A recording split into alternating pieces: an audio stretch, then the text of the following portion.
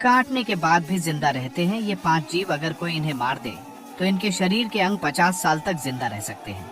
इनमें से एक जानवर तो अमर है। नंबर 1, मुर्गा।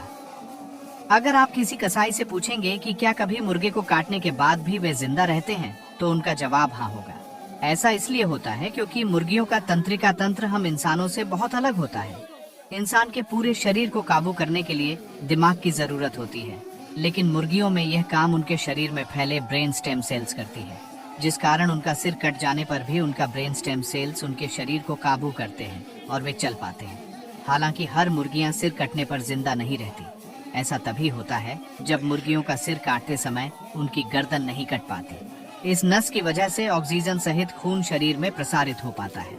माइक हेडलेस चिकन नाम का मुर्गा सिर कटने के बाद भी जिंदा रहने का सबसे बड़ा उदाहरण है, जो कि सिर कटने के 20 महीनों तक जिंदा रहा था और बिना सिर के इसे इंजेक्शन से खाना और पानी पिलाया जाता था, जिस वजह से ये इतने लंबे समय तक जीवित रह पाया। Number 2, cockroach.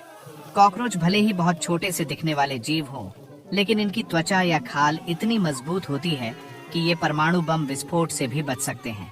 इतनी शरीर की बनावट ऐसी होती है कि इनके पूरे शरीर में छोटे छोटे छेद होते हैं, जिनका इस्तेमाल ये सांस लेने के लिए करते हैं। बाकी के जीवों की तरह ये सिर्फ सिर से ही सांस नहीं लेते, बल्कि पूरे शरीर से सांस लेते हैं। इसीलिए अगर इनके सिर को काट दिया जाए तो भी ये 10 दिनों तक जिंदा रह सकते हैं। 10 दिनों बाद इसकी मौत प्यास की वजह से हो जाती है।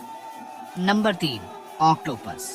ऑक्टोपस जापान और कोरिया जैसे एशियाई देशों में खाए जाने वाले मुख्य डिशों में से एक है, और आपने बहुत से वीडियो भी देखे होंगे जिसमें टेबल में खाने के लिए रखे ऑक्टोपस हिल रहे होते हैं। ऐसा इसीलिए होता है क्योंकि ऑक्टोपस के हर एक पैर में 4000 के करीब न्यूरॉन्स होते हैं, जो दिमाग की ही तरह काम करते हैं, जैसे चाहे पकड़ सकते हैं।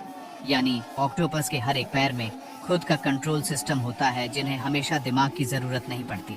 इसीलिए जब इसके पैर को काट दिया जाता है वह खुद हिलने लगता है, और जब ऑक्टोपस मर जाता है तो भी इसके पैर इसके शरीर को कुछ दूर तक ले जाते हैं, जब तक कि इसके सभी सेल्स मर नहीं जाते। नंबर 5, सांप। अगर आपको लगता है सांप का सर काट देने से वह मर जाता है, तो यह आपकी सबसे बड़ी भूल हो सकती है, क्योंकि सांप का सिर अलग कर देने के बाद भी इसका कटा हुआ सिर लगभग 1 घंटे तक हमला कर सकता है और अपना सारा जहर उस पर निकाल सकता है।